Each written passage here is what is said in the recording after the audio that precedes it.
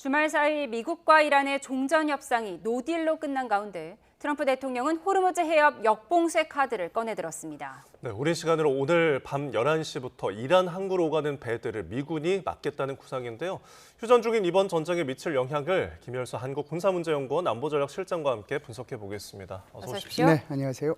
네, 호르무즈 해협은 이란이 이미 봉쇄한 상태인데 미국이 또 봉쇄하겠다. 어떻게 하겠다는 걸까요? 역봉쇄하는 거죠. 그러니까 지금 이란은 자기네들이 새로운 항로 두 개를 이제 대안으로 제시를 했잖아요. 네. 그쪽으로만 통행하라고. 그것이 이제 이란 쪽으로 가까이 붙어 있는 섬들을 통과하도록 돼 있거든요. 그래서 이제 이란의 혁명수비대 해군들이 그것을 검문 검색하기 아주 용이하게 하고, 그리고 이제 그것을 통과하는 배들은 전부 다 이란 배거나 그렇지 않으면은 뭐 중국이나 인도 배 그 정도로 이제 통과시켜주고 있는 거죠. 그러니까 이제 미국 입장에서 이거는 말이 안 된다라고 얘기를 하는 거고, 이것은 국제법 위반되는 거다. 그렇다라고 하면 이란으로 들어가는 배 또는 이란에서 나오는 배, 이거는 내가 모두 통제하겠다. 대신에 걸프 구역 국가에서 나오는 GCC 국가들 6개 국가 있잖아요. 그 국가에서 나오는 배는 자유롭게 통행시켜 주겠다라고 얘기하는 거죠. 그러니까 이란으로서도 지금 한 방 먹은 그런 상황이죠. 그래서 좀 전에도 여기 보도에 나갔습니다만 사실 이란이 이렇게 자기가 스스로 해적 행위를 하면서도 미국이 역봉쇄를 하겠다고 그러니까 이를 해적 행위라고 얘기하는 거 보고 우리 초등학교 학생들이 이걸 어떻게 해석해야 될까 하고 고민을 많이 할 것 같아요. 네. 참 지금 봉쇄가 이렇게 실제 효과가 있으려면 미군 네. 함정이 이제 그곳에 뭐 주둔을 하고 계속 정찰을 해야 되잖아요. 그렇죠. 근데 그게 이란 항구 쪽으로 다가오면은 본인들에게 이제 어떤 공격이 대상이 될 수도 있는데 네. 만약에 그런 공격을 할 수 있을지 이것을 또 미군은 바라고 있는 것인지. 네, 바라고 있지는 않죠. 예. 그러니까 무력 시위를 하는데 만일에 이제 이란에서 공격을 하면은 그것을 막을 수 있는 이지삼이기 때문에 이지삼 예. 두 척이 들어가 있거든요.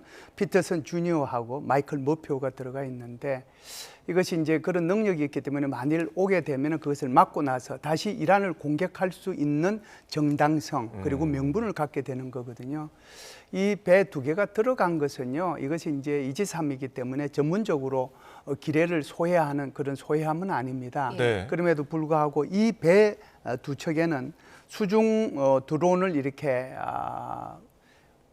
수중 드론을 소나를 이제 이용을 해가지고 기뢰를 탐지할 수 있는 그런 장치가 있고요. 그보다 더 큰 것은 뭐냐면 고성능 이게 탑재가 된 무인 수중 드론이 있어요. 그게 예. 이제 전문적인 용어로 나이프 피시라고 그래요. 뭐 그러니까 칼 뭐 이렇게 고기라고 그럴까요? 그게 네. 있는데 이것이 이제 고성능 이게 소나가 탑재되어 있으니까 이것을 이제 수중 드론으로 내려보내거든요.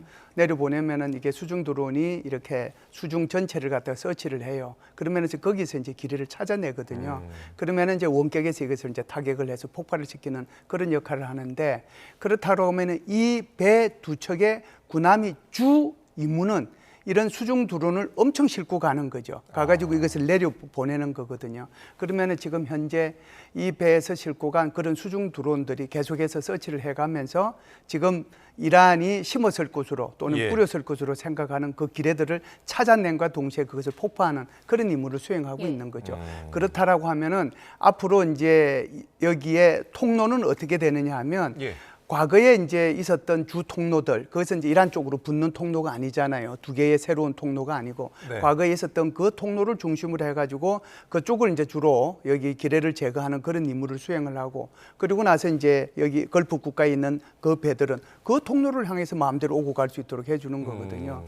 그래서 일단은 배 두 척이 들어갔는데 기뢰 임무를 제거 임무를 동시에 지금 수행하고 있다 이렇게 봐야죠. 예, 말씀하신 것처럼 미국 네. 주장은 주말에 협상이 진행되는 동안 네. 미국 구축함 두 척이 들어갔고 기뢰 제거 작업을 하고 있다는 거예요. 그렇죠. 그리고 오늘 역봉쇄하겠다고 경고를 한 건데 네. 이란 측에서는 그 두 척 우리가 경고해서 내쫓았다라고 네. 주장하거든요. 제가 볼 때는 제가 이제 여기 들어오기 전에 또 이제 여러 군데 소스를 통해 가지고 확인을 해보니까요. 네. 여전히 이제 기뢰 제거 작업을 하고 있고 뭐 다시 나온 거는 아니다라고 이렇게 확인을 했는데 모르겠습니다. 그 사이에 또 뭐 변한 것이 있는지는 모르겠는데 예. 제가 볼 때는요, 미국의 이게 223이라고 하는 것이 이란이 이렇게 공갈 협박한다고 해서 이렇게 기선을 돌려서 나오면 그거 자체로 지는 거잖아요. 예. 안 나오는 거죠. 그런 생각 다 시뮬레이션 해보고 들어간 거예요. 그래서 만일에 우리를 향해서 공격하면 일단 막고 그러고 나서 이제 이란 쪽에 대해서 공격할 수 있는 명분과 정당성을 얻을 수 있기 때문에 절대로 회항은 안 하죠. 예, 다양한 수의 고려가 있을 것으로 좀 분석을 해주셨는데 지금 이란에서도 이제 고려를 하지 않겠습니까? 지금 호르무즈 해협이 이렇게 지금 역으로 본인들이 이제 이용을 못하게 되니까 지금 홍해 쪽에 대한 이야기가 나오는 것 같습니다. 바브 엘 만데브 해협 봉쇄 가능성 시사했는데 후티 반군 이용하겠다는 건가요? 네, 우선 이제 앞부분부터 얘기하고 지금 홍해만 쪽 얘기를 좀 하겠습니다. 지금 이란의 생각은 보면 이란의 이제 제일 중요한 그 석유 수출 기지는 역시 하르거섬. 그러니까 이제 석유 수출의 90%를 하니까 그건 결국 이제 그 호르무즈 해협이 있으니까 그쪽을 빠져나와야 되는 거잖아요. 그 통제하면 목줄 지는 거고요. 그리고 이제 가장 그 중요한 항구가 반데르 아바스 인근에 있는 샤히드 라자이 항이라고 그러는데 이것이 중동으로 이란으로 들어오고 나오는 물동량의 50% 내지 60%를 차지하고요. 컨테이너선 80%가 이곳을 들락날락거립니다. 그러니까 물론 이제 사실상 호르무즈 해협 바깥에 있는 중요한 항구도 한 2개가 있기는 해요. 그런데 이 항구보다는 주로 제가 좀 전에 말씀드렸던 그런 샤히드 라자이 항을 통해 가지고 물동량이 다 움직이기 때문에 이건 이제 충분히 역봉쇄가 가능하다라고 미국이 판단했던 거고요. 그리고 지금 이제 두 번째 질문하신 것처럼 이란이 만일에 지금 그쪽으로 홍해 쪽으로 들어가는 그 만을 갖다가 봉쇄하면 어떻게 되느냐? 그건 누가 봉쇄하느냐 하면은요 후티 반군이 하는 거거든요. 그런데 후티 반군을 유심히 보면 후티 반군은 2월 28일 날 전쟁이 있고 난 뒤에 3월 28일을 처음으로 전쟁에 참여했어요.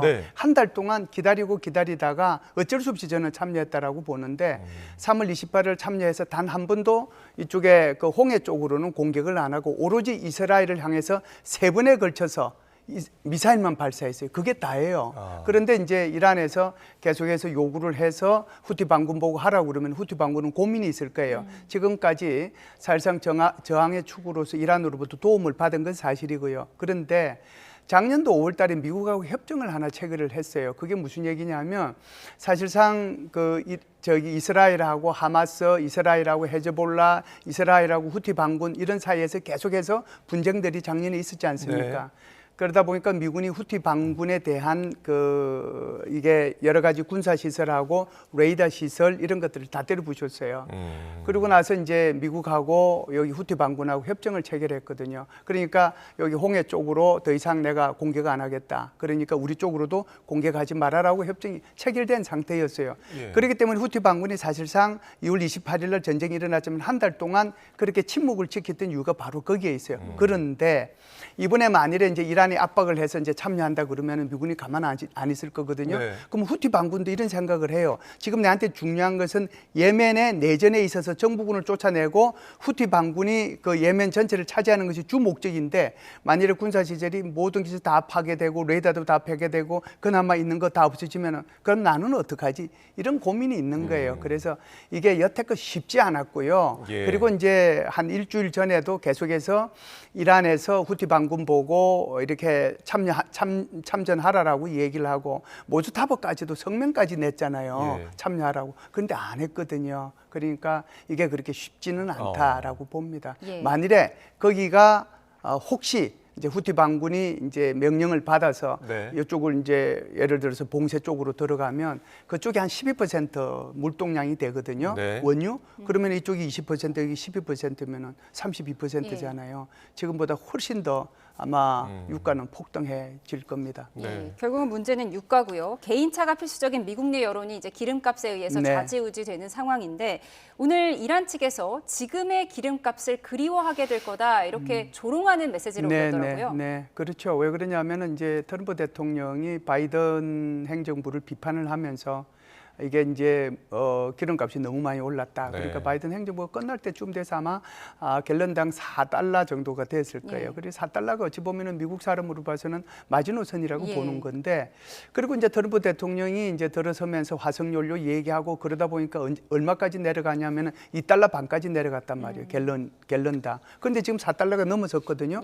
그러다 보니까 이게 이제 그 미국 일반 시민들로 봐서는 큰 고통이 될 수밖에 없는 거죠. 그것이 결국은 이제 이제 트럼프 대통령한테는 좀 또 부정적인 영향을 미치게 되는 거고. 네.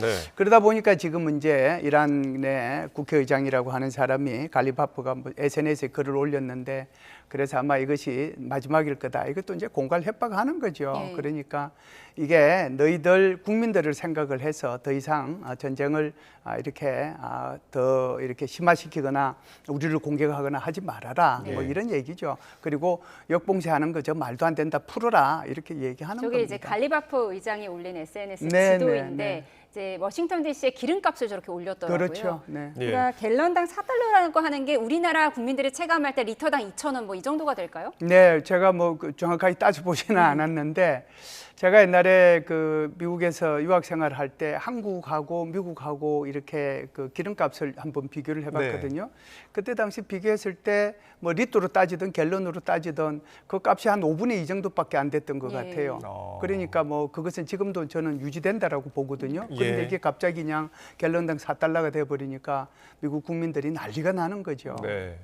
그런 와중에도 트럼프 대통령은 가을까지 유가 더 높아질 수 있다 스스로 그렇죠. 인정을 했어요. 그렇다면은 이 역봉쇄 카드를 통해서 무엇을 얻으려고 하는 걸까요? 그래서 제가 이제 트럼프 대통령이 사실상 그 48시간 뭐 5일, 10일 뭐 하루 이렇게 얘기했을 때 미국이 너무 초조함을 이렇게 너무 그냥 속마음을 들키는 게 아닌가 그런 생각이 참 많이 들었거든요. 그래서 그래도 이제 다른 나라도 아니고 세계 최고의 그 최대의 패권 국가인데 그 나라의 한 나라의 대통령이 저렇게 조바심을 내면 예. 저걸 나도 이제 그 마음이 뭔지를 읽을 수 있는데 이란의 정치 지도자들이 그걸 못 읽겠느냐 그런 생각이 예. 들었거든요.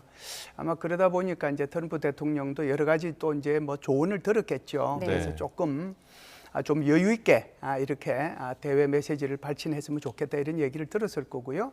그러다 보니까 이제 뭐 우리가 가을까지 혹시 조금 더 오를 수 있다라고 하는 것은 그래 이거는 이제 사실상 국민들에 대한 메시지가 아니고 이란에 대한 메시지거든요. 야, 나 우리 가을까지 갈 거야. 그러니까 너 그 전에 빨리 끝내. 이런 거란 말이죠. 그래서 뭐 국민들한테 참아달라고 호소하는 것이 아니라 네. 이란에 대한 압박의 차원에서 이런 말을 좀 했다라고 저는 예. 봅니다. 트럼프 예. 대통령이 좀 전략적으로 조바심을 그렇죠. 감추고 여유를 드러내려고 한 것이다라고 분석을 해주셨는데 네, 네. 앞서 지금 미국이 호르무즈 해협의 기뢰를 제거하고 있다 이렇게 밝히면서 네, 네, 네. 영국과 몇몇 다른 나라들도 참여할 거라고 밝혔어요. 근데 네, 네. 영국은 자기는 봉쇄에 참여 안 할 거라는데요. 글쎄 이걸 이제 뭐 영국도 그렇고 일본도 이제 이렇게 발표한 걸 보니까 적극적으로 뭐 참여하는 게 좀 곤란하다는 식으로 얘기를 한 것 같습니다. 그래서 저게 이제 참여를 이제 예를 들면 이런 거죠. 저기에 사실상 이제 이 구축함 2대가 이지삼 2대가 두 척이 들어갔잖아요. 예. 두 척이 들어가면 사실상 바레인의 원래 이 소해 그러니까 기뢰를 제거하는 전문적인 함정이 있어요. 그래서 아마 그 함정도 좀 있으면 이제 그쪽으로 들어갈 거다라고 저는 생각을 하는데요.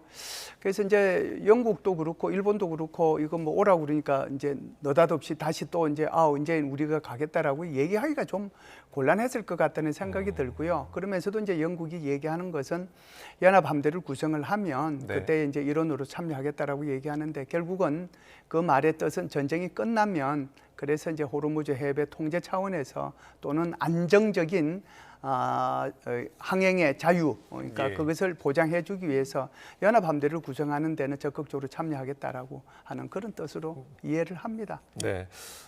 지금 미국이 이렇게 해상을 봉쇄하는 것이 과거에도 또 전례가 있었다고 하더라고요. 있었죠. 최근만 하더라도 베네수엘라하고 이제 쿠바가 거기 이제 대상일 텐데요. 예. 베네수엘라 같은 경우에도 사실상 워낙 이제 미국에서 통제를 많이 하니까 이걸 이제 원래는 다 신호를 켜놓고 이렇게 다녀야 되거든요. 네. 그래야 이제 배들끼리 교순돼야 되고 또 배들끼리 충돌도 없어진단 말이에요. 그래야 이제 거기 주위에 지나다는 배들끼리가 이게 이제 어디서 무엇이 오고 하는 걸 아니까. 그런데 이걸 끄면은 이걸 이제 유령 선단이라고 얘기를 합니다. 그림자 선단 이렇게 얘기를 하는데 이제 그 그림자 선단을 이제 통해 가지고 베네수엘라에서 이제 기름이 많이 실려 나왔거든요. 네. 그러니까 이게 이제 제재를 뚫고 나갈 수 있는 유일한 방법이죠. 그러다 보니까 미국에서 이걸 다 찾아냈는데 우리가 이제 언뜻 생각할 때 야 이게 봉쇄라는 게 이게 뭐 쉽나 이렇게 생각하지만 예. 우리가 자동차 그냥 고속도로 가면 자동차 시속 100km잖아요. 그런데 우리 항공기 같으면은 아마 그 공중에 좀 높이 떴을 때가 민항기가 900km 정도 될 겁니다. 네. 그런데 이게 유조선은요 시속 24에서 28km입니다. 아. 그러니까 이거는 금방 찾아내요. 예. 뭐 끄더라도 찾아내는 거예요. 그러니까 이게 너무 쉽게 찾을 수 있으니까 그래서 이제 끝까지 찾아내 가지고 성선해 가지고 납포하고 했거든요.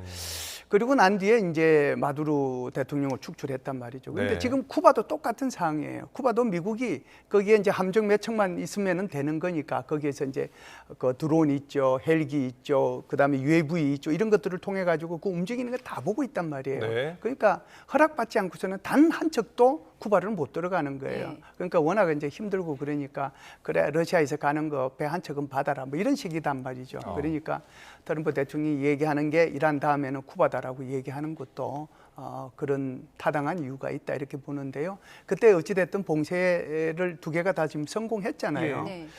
그런 차원에서 보면 미국의 이게 역봉쇄라고 하는 것은 굉장한 좀 이렇게 좋은 아이디어이지 않는가라고 생각을 하고요.